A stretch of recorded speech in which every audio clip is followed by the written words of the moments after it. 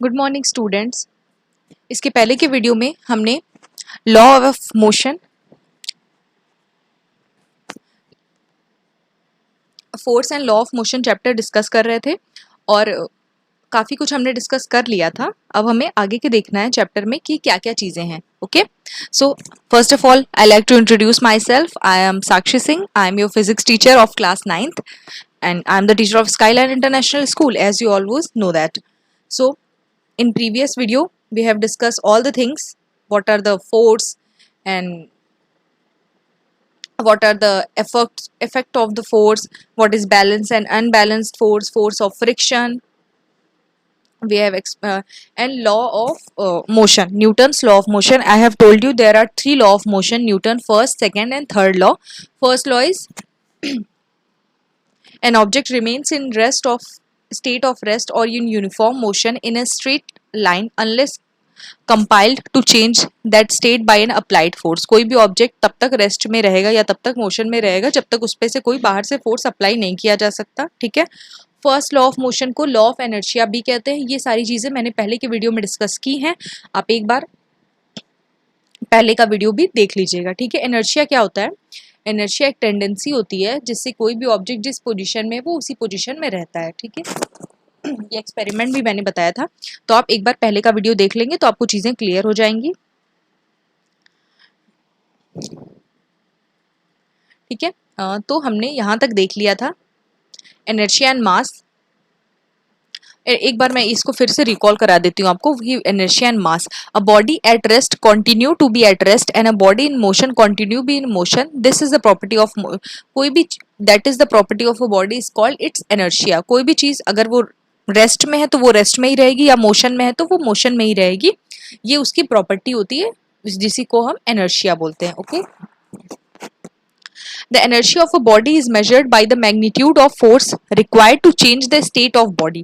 किसी भी बॉडी का इनर्शिया, एक सेकेंड, किसी भी बॉडी का इनर्शिया उसका जितना भी वेट है उस पर डिपेंड करता है, या उसका कितना मास है उस पर डिपेंड करता है। ठीक है, जैसे कि आप देख सकते हैं यहाँ पे लिखा है the force required to change the state of a heavier body is more than the force required to change the state of a lighter body.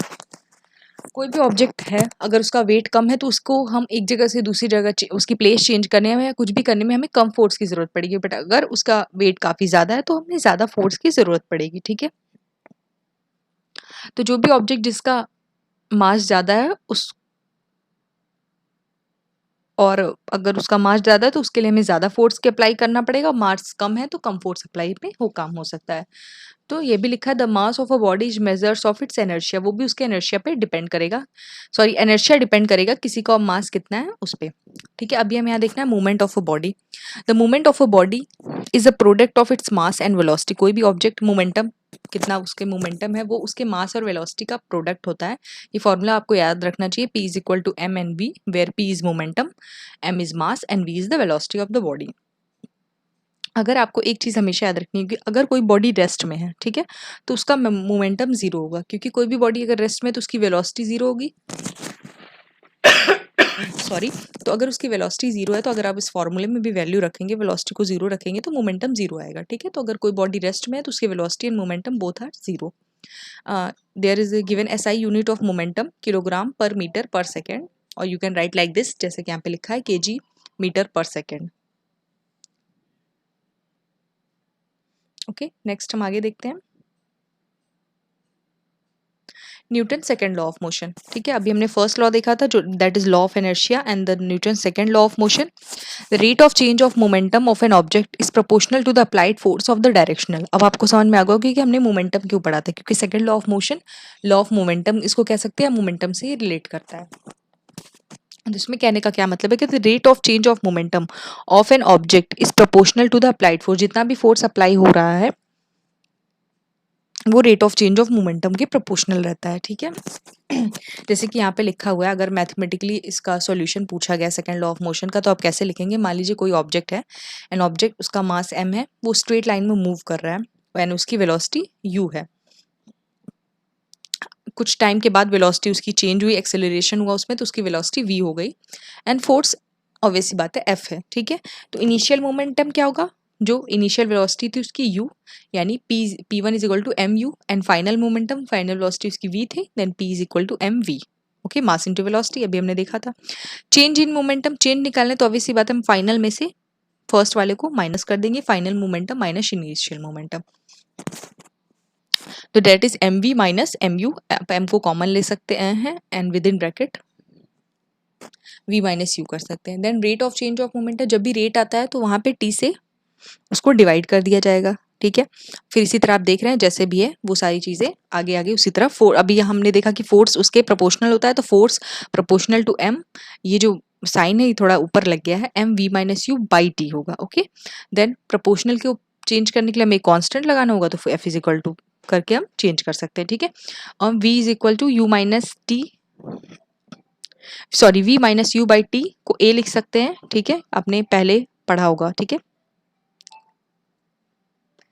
ठीक है, Newton third law of motion, every action to every action there is an equal and opposite reaction. आप किसी भी चीज पर अगर action लगा रहे हैं तो उसका इक्वल एंड अपोजिट रिएक्शन आपको वापस की साइड पे मिलता है, ठीक है। इसका एग्जांपल अभी यहाँ पे देखते हैं, ठीक है। When a bullet is fire from a gun, it exert a forward action and on the bullet, and the bullet exert an equal amount of opposite force on the gun, and then the gun recoils for, अगर किसी bullet पे fire किया जा रहा है तो क्या हो रहा है, बुलेट एक फोर्स लगा रही है जिससे गन आगे की तरफ मूव कर रही है, ठीक है, और वही बुलेट उसी को, सॉरी, गन फोर्स लगा रही है जिससे बुलेट आगे की तरफ मूव कर रही है, वही बुलेट भी एक अपोजिट डायरेक्शन में फोर्स लगाती है जिससे गन पीछे की तरफ मूव करती है। इसलिए ऐसी बड़ी गन को आप देखते होंगे लोग हाथ में नहीं कंधों पे रख के ही करते हैं, जिससे क्योंकि वो वापस आपको एक तरह से रिएक्शन उसका होगा जो भी आप एक्शन करेंगे, ठीक है।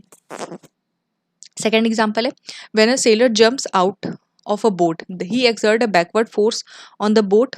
जब भी कोई सेलर बोट से बाहर जा रहा है तो वो एक पीछे के साइड पे बैकवर्ड फोर्स लगा रहा है, and the boat exert a equal opposite force on the sellers, और बोट भी उसके साइड में ही दूसरा फोर्स लगा देगी, मतलब सेलर ने पीछे की डायरेक्शन में लगाया तो बोट ने आगे की डायरेक्शन में फोर्स लगाया, इसीलिए सेलर जो है तुरंत जंप करके आगे की तरफ मूव कर जाता है, ठीक है। ऐसे ही काफी ज्यादा एग्जाम्पल यहाँ पे दिए हुए हैं, ठीक है। तो हमने तीनों लॉ ऑफ मोशन देख लिए, law first law of motion, second law of motion and third law of motion. Okay, first law inertia से रिलेट था, सेकंड मोमेंटम से, एंड थर्ड था एक्शन रिएक्शन वाला। Okay, now conservation of momentum, ये पूरा जो भी यहाँ पे दिया हुआ है ये पूरा आपकी बुक में दिया होगा, एनसीईआरटी बुक में, तो आप वहां से इसको पूरा अच्छे से डिटेल से पढ़ सकते हैं। यहाँ मैं एक बार बस आपको एक्सप्लेन कर दे रही हूँ कि क्या है law of conservation of momentum. The sum of momentum of two body before collision is equal to the sum of momentum of after collision, provide that there is no unbalanced force against them। मतलब कोई भी दो body है, ठीक है, वो collision मतलब एक दूसरे से टकराने से पहले जो उनका मोमेंटम है वो इक्वल होगा जब वो एक दूसरे से टकराने के बाद का मोमेंटम। जैसे यहाँ पे आप देख रहे होंगे m1 ma mb करके दो ऑब्जेक्ट का मास दिया हुआ है, ऑब्जेक्ट है a और दूसरा b, ये ua एंड ub वेलोसिटी से मूव कर रहा है, ठीक है। फिर यहाँ जो बीच में दो a और b जो काफी पास पास चिपके हुए हैं, तो यहाँ पे इनके ये दोनों कोलाइड कर गए, ठीक है। कोलाइड करने के बाद फिर इधर इनका फाइनल है va vb वेलोसिटीज दिया हुआ है, मास तो सेम ही रहेगा, ठीक है। तो यहाँ पे दिया हुआ है कि जो फाइनल जो पहले इनिशियल वेलोसिटी थी और मास था उसमें जो मोमेंटम इनका था वो फाइनल के इक्वल होगा, that is called law of conservation of momentum, ठीक है। ये पूरा इसका प्रूफ दिया हुआ है, आप चाहें तो इस बार रोक के एक बार वीडियो और पूरा इसका प्रूफ नोट कर सकते हैं। ओके, तो वीडियो आपका खत्म हो गया। जो भी हमने देखा है एक बार मैं आपको रिकॉल करवाती हूँ कि हमने क्या क्या पढ़ा। फोर्स के बारे में पढ़ा, फोर्स की कुछ प्रॉपर्टीज पढ़ी, न्यूटन के तीनों लॉ पढ़े, फर्स्ट सेकेंड एंड थर्ड।